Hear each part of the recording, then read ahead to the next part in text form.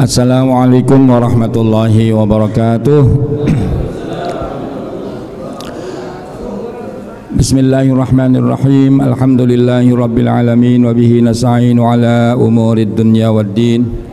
Wassalatu wassalamu ala sayyidina wa maulana Muhammadin wa ala alihi wa ashabihi wa ummatihi ajma'in, amma ba'd.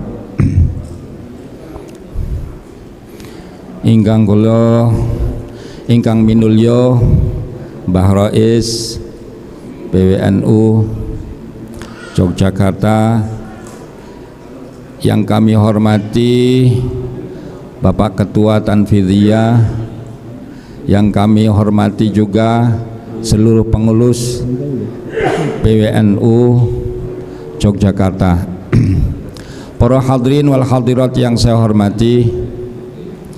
Pertama-tama marilah kita bersyukur kepada Allah Subhanahu wa taala yang selalu memberikan rahmat kepada kita semua, dan alhamdulillah dengan rahmat Allah Subhanahu wa taala pada malam hari ini kita bisa mengadakan istighatsah dalam rangka memperingati Hari Santri. Mugi-mugi kerawuhan panjenengan sedaya waosan panjenengan sedaya wau menika dipun tampi dening Allah Subhanahu wa taala. Amin ya rabbal alamin. Salawat serta salam semoga tetap terlimpah atas junjungan Nabi besar Muhammad sallallahu alaihi wasallam, seluruh keluarganya, para sahabatnya, para alim ulama, dan juga mudah-mudahan terlimpah atas kita semua. Amin ya rabbal alamin. Niki kula hanya napa nggih sam'an wa ta'atan niki. Lah boten wonten rencana, enggak ada rencana memberikan mau'izah, apalagi wonten Mbah Rais, wonten Pak Kakanwil ya, Pak Ketua Tanfidhiyah nggih. Jadi niki spontan mawon. Nggih. Jadi dalam rangka peringatan Hari Santri ini nggih.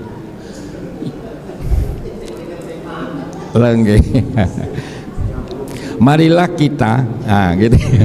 Marilah kita bersama-sama memajukan pondok pesantren, intinya nggih. Pondok pesantren kita majukan tentunya sesuai dengan kondisi masyarakat saat ini. Jadi kita masih tetap mempertahankan nggih apa-apa yang baik dari pondok pesantren, tetapi dalam waktu yang bersamaan kita juga harus melakukan inovasi gampangipun nggih di dunia pesantren. Jargon yang biasa kita miliki adalah al-muhafadzah 'alal qadimis salih wal akhdhu bil jadidil aslah. Ya, kita masih mempertahankan tradisi-tradisi yang baik dari pondok pesantren dari satu sisi, tetapi di sisi lain kita juga wal akhdhu bil jadidil aslah. Pondok pesantren harus menyesuaikan diri kira-kira lagi agar wah itu ada ketua RMI juga ini, aduh kacau ini.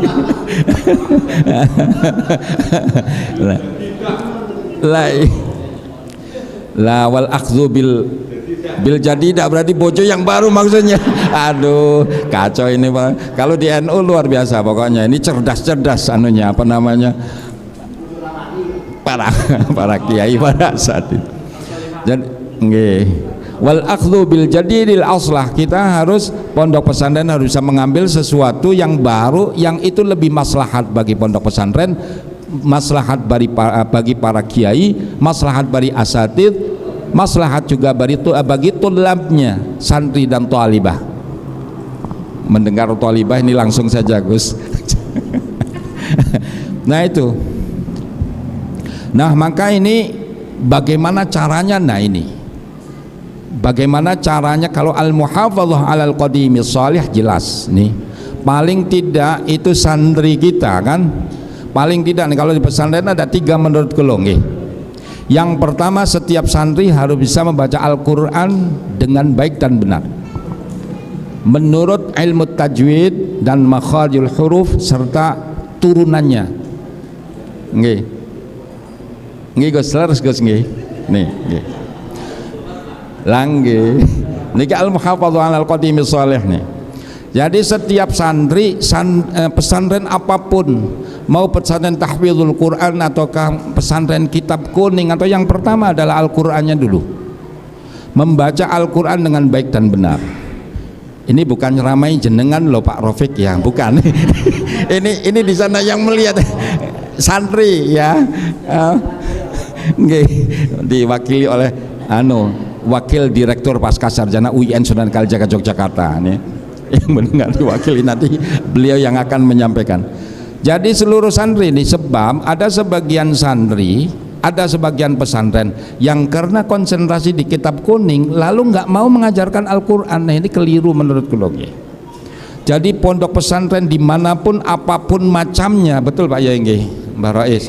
Jadi apapun pondok pesantren, konsentrasi apapun, Al-Qur'annya harus tetap ada. Jangan sampai kemudian ditinggalkan bagaimana membaca Al-Qur'an dengan baik dan benar. Niki nomor setunggal. Ini al-muhafadzah 'alal qadimis shalih nggih. Kaping kali langge Gus jenengan lho. Kaping kali itu setiap pondok pesantren, setiap santri yang ada di pesantren apapun harus bisa baca kitab kuning. Meskipun itu pesantren misalnya Al-Mahad Al-Quran li ta'lim Al-Mahad Al-Islami li ta'limil Quran misalnya. Meskipun itu konsentrasinya untuk mengajarkan Al-Quran, tahfidzul Quran, tetapi kitab kuningnya nggak boleh ditinggalkan.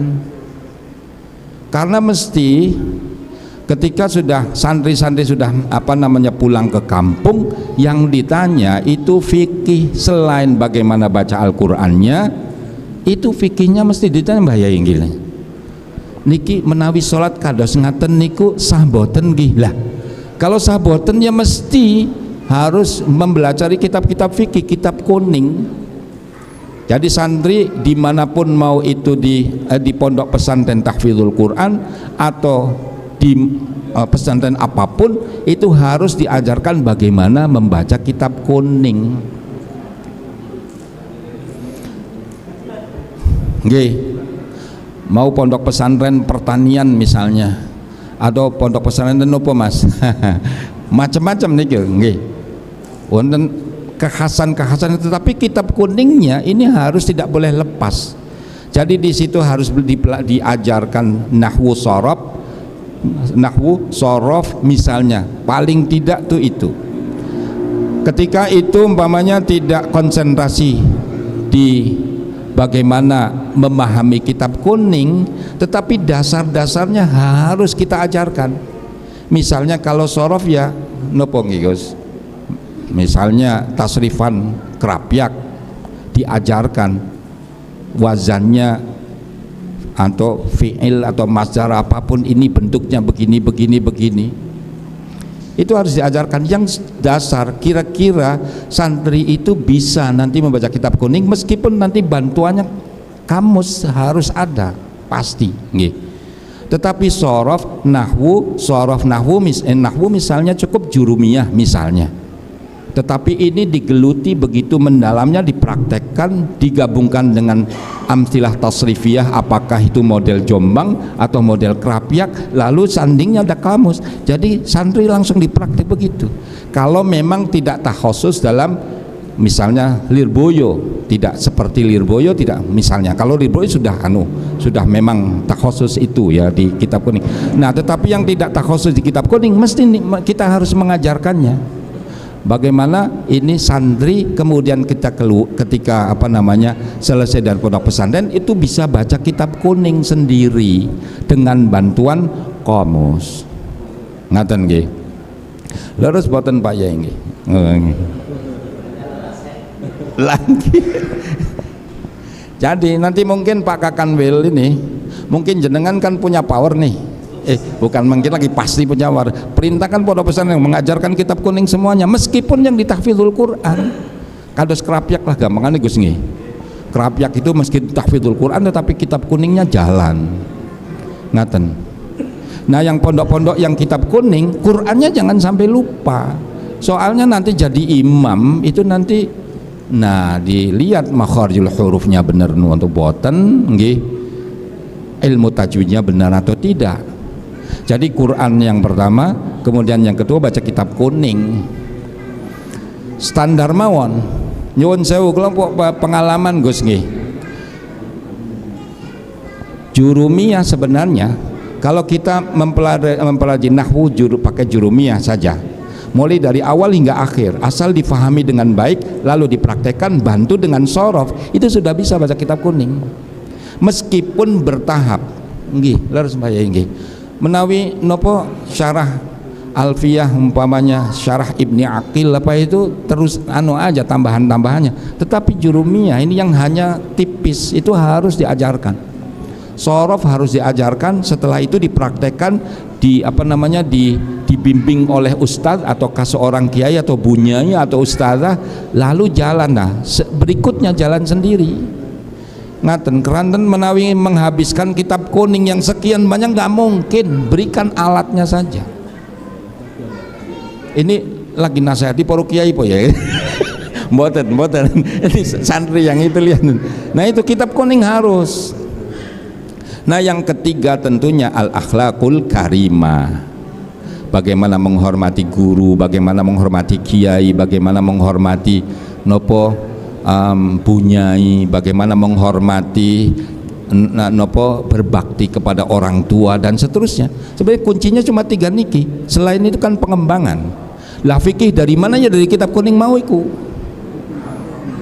Ngaten nggih. Nah, ini mumpung di hari santri ini, marilah kita coba lihat kembali apakah ketiga prinsip yang sangat dasar di pondok pesantren yang al-muhafadzah 'alal qadimis shalih tadi itu cukup belum, standar minimalnya cukup belum. Kalau dereng cekap ya harus kemudian bagaimana kita upayakan masih tetap al-muhafadzah 'alal qadimis shalih. Baru setelah itu kemudian, bukan setelah itu, dalam waktu yang bersamaan wal akhdhu bil jadidil aslah nggih. Mungkin bagaimana menggunakan artificial intelligence ya misalnya, atau menggunakan berbagai macam perangkat digital ngaten nggih, supados santri-santri bisa misalnya mengupload ceramahnya Mbah Yai Rois ngaten nggih. Jadi berbagai macam nanti wal akhdhu bil jadidil aslah atau nopo mawon berbagai macam hal ngaten. Nah pun kemudian yang kedua ini kan tadi omongan untuk santri.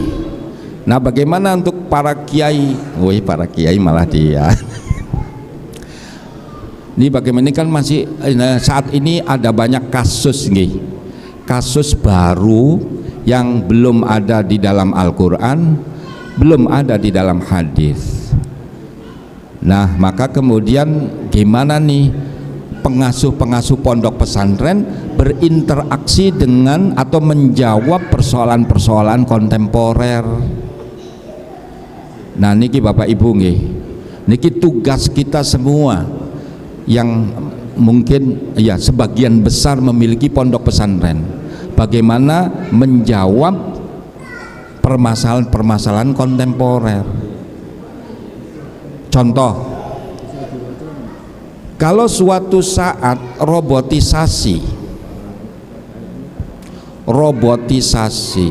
itu terjadi, misalnya nopo warung dijaga oleh robot. Nah niki fikih pun pripun Mbah Yai nggih. Niki yang jual beli itu robot dengan manusia. Dalam fikih sah atau tidak? Karena kan wonten akad niku, ataukah udahlah pokoknya antarodin sudah sampai sama-sama meridhoi misalnya. Nah, tapi kan statement keputusan fikihnya kan dereng wonten. Tapi nanti ada bahtul masail. Ini mesti dijawab oleh Gus Fajar. Nah itu ada banyak masalah-masalah. Ya sekarang artificial intelligence ya kan sudah muncul. Lalu kemudian ada merambah ke berbagai macam hal. Ini bagaimana fikihnya? perlukah kita menulis fikih baru, Nahdlatul Ulama misalnya, di samping ada Bahsul Masail yang sudah rutin, tetapi kan ada yang secara by design itu untuk menjawab pertanyaan-pertanyaan begitu. PWNU butuh boten kan gitu nggih, pernyataan-pernyataan resmi dari PWNU yang itu menjawab pertanyaan-pertanyaan sosial, pertanyaan-pertanyaan yang muncul kontemporer.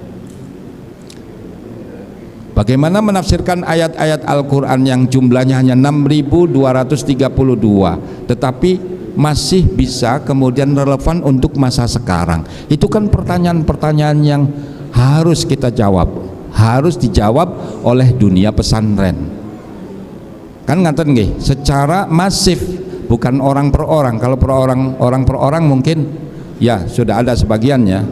Misalnya kalau waktu pengukuhan guru besar kulo kan kulo menawarkan pendekatan makna magza untuk agar Al-Quran itu lebih terasa lagi salihun likulli zamanin wa makan misalnya. Tapi kan ini masih orang per orang, belum sebuah organisasi.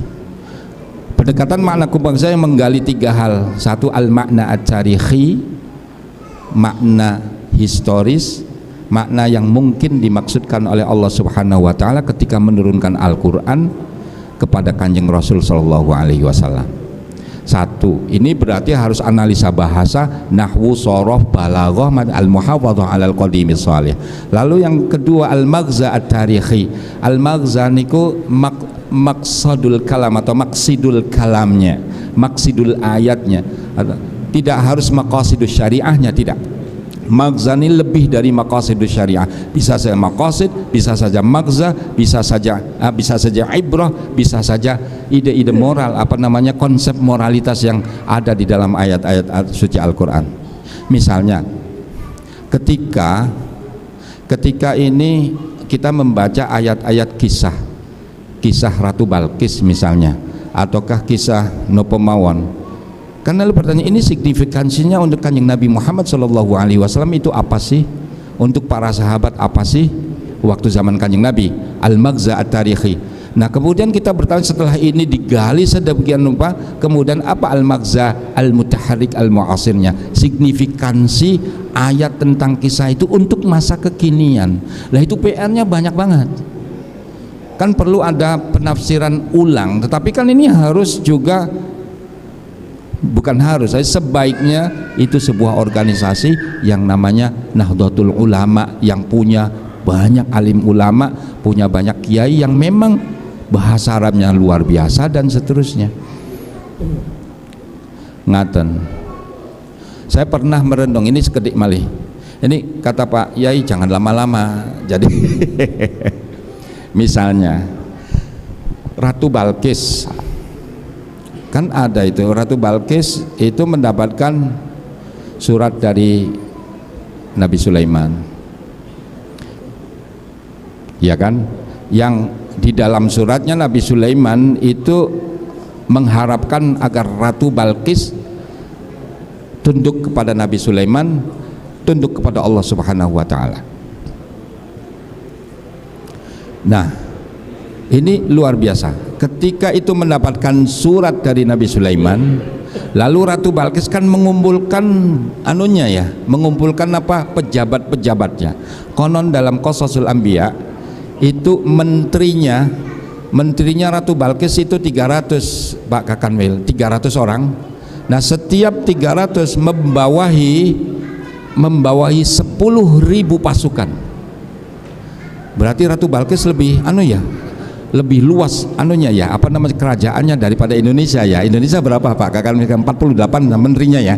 Itu Ratu Balkis sampai 300.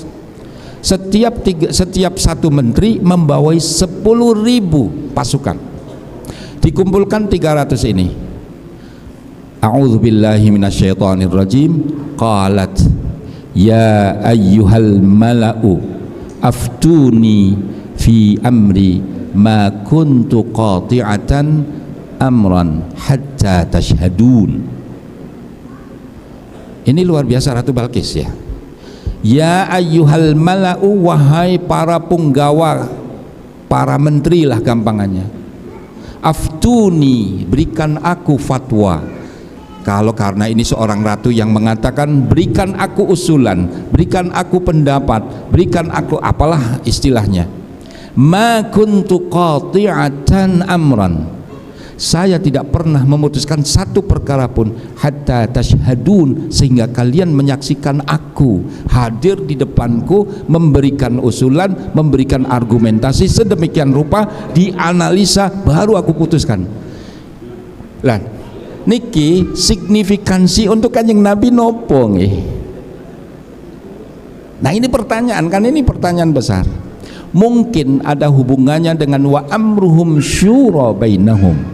Kanjeng Nabi diperintahkan wasyawirhum fil amri, ketika belum ada wahyu maka bermusyawarahlah engkau Muhammad dengan para sahabat, ya para sahabat kamu Muhammad, kata Allah, fil amri, dalam memutuskan perkara. Nah contohnya bagaimana? Lalu dicontohkan ini loh, Ratu Balkis dulu waktu jadi ratu itu mengatakan ya ayyuhal mala'u aftuni fi amri ma kuntu qati'atan amran hatta tashhadun. Nah bagi ini ada contoh konkret dari Allah Subhanahu wa taala untuk Kanjeng Nabi Muhammad dan para sahabatnya misalnya. Berarti kan ini penekanan pada bagaimana seorang pimpinan itu memutuskan sesuatu setelah bermusyawarah, setelah kemudian mendengar pendapat-pendapat orang, menganalisa argumentasinya dan seterusnya, kan gitu. Ya seperti Pak Yai Zuhdi itu sebelum memutuskan itu mesti musyawarah di tanfidz ya, atau gabungan, rapat gabungan. Nah itu ya itu Qur'ani banget gitu, nggih. Qur'ani banget. Jadi meskipun ini gampang sebenarnya diputuskan Pak Zuhdi atau Pak Yai Mbah Rois itu gampang aja diputuskannya, tetapi karena ini masalah bersama lalu kemudian bermusyawarah. Nah ini contohnya kan. Nah itu waktu zaman Kanjeng Nabi juga begitu. Kanjeng Nabi diperintahkan wasyawirhum fil amr. Nah untuk sekarang bagaimana? Al-magza al-mutaharrik al-mu'asir. Nah ini kita lakukan musyawarah dengan berbagai macam perkembangan barunya, metode barunya dan macam-macam, mungkin berbagai macam, bisa offline, bisa online, bisa macam-macam, kira-kira begitu. Ini maksudnya. Nah pemahaman terhadap teks-teks keagamaan yang semacam itu, yang progresif, yang kira-kira terus memperhatikan perkembangan zaman. Nah itu penting supaya kita merasakan Al-Qur'anu salihun likulli zamanin wa makan misalnya.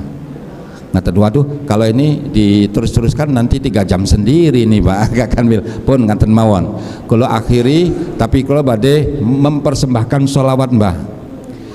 Sholawat namanya sholawat rahmah, sholawat kasih sayang. Dengan harapan dengan membaca sholawat ini, kita yang membaca lebih mendapatkan rahmat Allah Subhanahu wa taala, begitu juga anak, cucu, guru-guru, santri-santri dan seterusnya. Mirip dengan sholawat busyra, tetapi ada adaptasi, penyesuaian. Ini saya coba tulis 1 tahun yang lalu, Rabiul Awal kurang lebihnya yang tahun lalu. Ngaten Bapak Ibu, Allahumma salli wa sallim ala sayyidina Muhammadin sahibir rahmah salatan turahimuna biha. Sengaja turahimuna bukan tarhamuna, sebab kalau tarhamuna setiap hari kita sudah mendapatkan rahmah, jadi pakai lit taktsir, fa'ala yufa'ilu taf'ilan, rahama yurahimu tarhiman. Dan saya sudah ngecek di Lisanul Arab wonten lafal itu, cuma jarang dipakai. Allahumma salli wa sallim ala sayyidina Muhammadin sahibir rahmah salatan turahimuna biha wa ahlana wa auladana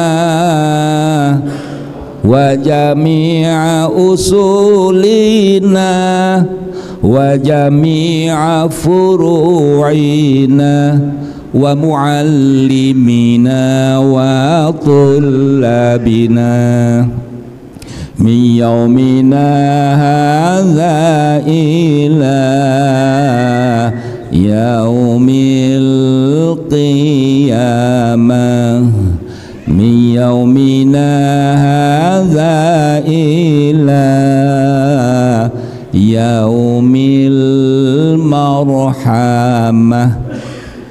Rahmat 100 yang di dunia cuma 1 dibagi-bagi, yang 99 di akhirat, maka ila yaumil marhamah. Allahumma salli wa sallim ala sayyidina Muhammadin sahibir rahmah salatan turahimuna biha wa ahlana wa auladana wa jami'a usulina wa jami'a furu'ina wa muallimina wa tullabina min yaumina hadza ila yaumil qiyamah min yaumina hadza ila yaumil marhamah. Wallahul muwaffiq ila aqwamit thoriq. Wassalamualaikum warahmatullahi wabarakatuh. Apunten.